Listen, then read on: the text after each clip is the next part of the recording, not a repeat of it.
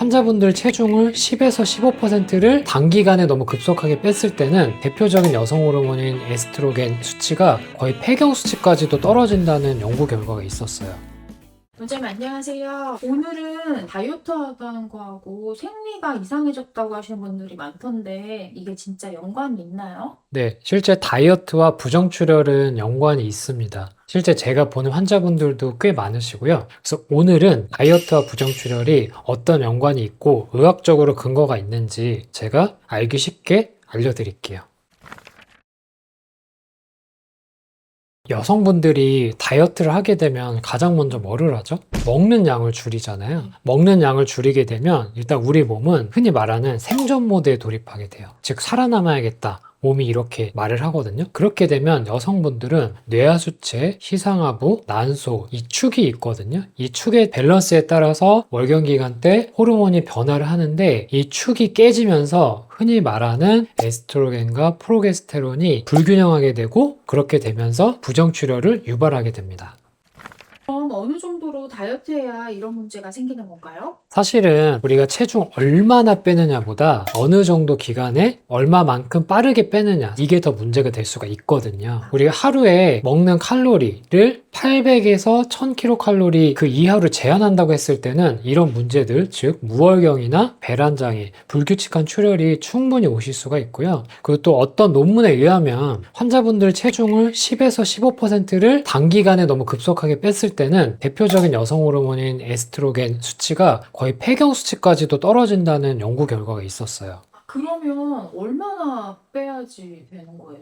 한 달에? 네, 책에서 말하고 있는 위험성 없이 안전하게 빼는 것은 약 한 달에 1에서 2kg, 일주일에 0.5kg 정도 빼는 것이 안전하다고 말하고 있어요. 급격한 다이어트일수록 몸이 더 강하게 반응한다는 것을 꼭 기억하셔야 됩니다.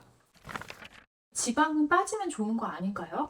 네, 사실은 지방이 너무 과할 때는 우리 몸에서 문제가 될 수는 있죠. 하지만 여성에서는 이 지방이 하는 역할이 단순하게 에너지를 저장하는 저장 공간일 뿐만 아니라 여성 호르몬 에스트로겐을 생성하는 내분비 기관으로서의 역할도 하게 됩니다. 이러한 지방 조직이 너무 과하게 줄어들게 되면 정상적인 생리를 유지하기가 어려워지고요. 그래서 극단적인 다이어트를 하신 여성이나 또는 매일 운동을 열심히 하시는 운동선수들 있죠. 이런 분들에서는 무월경이나 생리불순이 더 자주 나타날 수밖에 없습니다. 그럼 살이 너무 없어도 문제가 되는 거네요? 맞아요. 요즘 여성분들 혹시 뼈말라라는 용어 아시죠? 남들이 봤을 때 굉장히 날씬하고 그러신데 그 와중에 또 살을 자꾸 빼시는 거예요. 여성 운동선수분들 역시 체중도 작고 근육량도 많고 하시지만 오히려 더 안 좋을 수가 있거든요. 운동선수 3징후라고 하는데 아마 스포츠 의학에서 쓰는 용어 같아요. 무월경, 그 다음에 골다공증, 에너지 고갈 같은 증상이 오히려 더 나타난다는 거예요. 이상하죠? 왜 나 지방도 없고 날씬해지고 했는데 왜 에너지가 더 없어질까? 앞서 말씀드린 것처럼 에스트로겐과 같은 여성 호르몬이 제때 작용을 하지 못하고 해줘야 될 역할을 못하니까 겉으로 봐서는 뭔가 건강해 보이고 그러실지라도 몸 안에서는 내가 쓸 에너지도 부족하고 뼈도 약해지고 그런다는 말이죠. 그러면 다이어트 중에 부정출혈은 어떤 식으로 나타나요? 네, 다이어트 중에 나타나는 그 부정출혈은 크게 두 가지 정도의 경우로 나눠볼 수가 있겠는데요. 첫 번째는 내가 정상적인 월경 패턴이 길어진다든지 짧아진다든지 불규칙해지는 패턴이 나타날 수가 있어요. 앞서 말씀드린 뭐 다이어트나 이런 거 영향인 경우가 많고요. 그 또 하나는 극단적으로 생리량이 줄거나 아예 없어지는 경우도 있어요.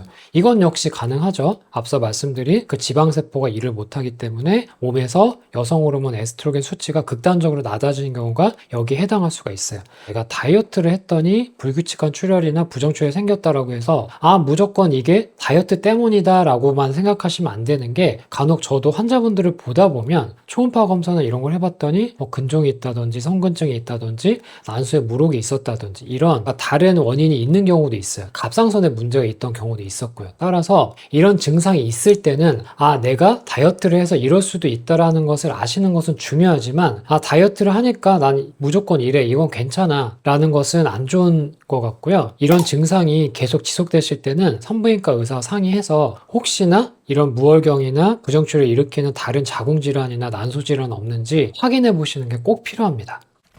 어느 정도면 병원에 가봐야 하나요? 네, 우선은 우리 환자분들께서 느끼실 때 좀 심해졌다라고 느끼시는 증상이 맞겠죠. 우선은 생리가 3개월 이상 없다. 이럴 때는 당일 병원 오셔야 되고요. 그리고 일반적으로 생리 주기가 21일 이하거나 35일 이상으로 정말 많이 변했다. 또 생리 자체가 정말 양이 너무 줄었다. 마지막으로는 생리가 아닌데 출혈이 나는데 양이 많다. 이거 자체도 문제가 될 수 있어요. 따라서 제일 좋으신 거는 다이어트를 하고 나서 생리가 불규칙해지거나 양이 변했다라는 증상이 생겼을 때 바로 오시는 게 좋고, 아니면 앞서 말씀드린 것처럼 내가 급격한 체중 감소가 있었다라고 하시면 이런 상황이 생길 수 있구나라는 걸 이해하시고 지켜보시다가 극단적으로 몇 달 정도나 이런 증상이 지속된다고 하실 때는 오셔서 검사를 받는 게 좋습니다.